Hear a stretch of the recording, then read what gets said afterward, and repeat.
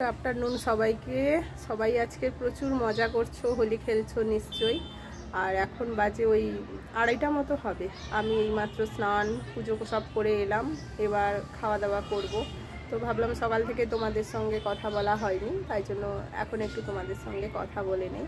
আর দেখো এই গাছটিতে কি দুটো জবা ফুটেছে, এই একটা আর এই একটা।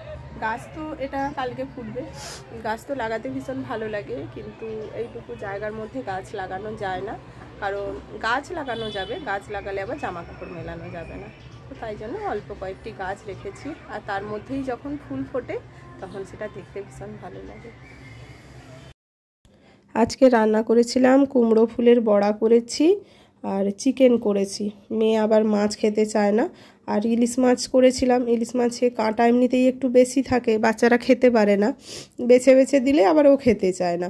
তো তার জন্য ওর জন্য অল্প করে চিকেন করেছি, আর আমাদের জন্য মাছের ঝাল করেছি, সর্ষে দিয়ে ইলিশ মাছ করেছি, আর কুমড়ো ফুলের বড়া করেছি। আজকের কুমড়ো ফুলের বড়াটা আর বেসন দিয়ে করিনি, ওই তোমার মুসুর ডাল আর মুগ ডাল একটু ভিজিয়ে রেখেছিলাম, তো বেটে ওর মধ্যে ছোট ছোট করে কেটে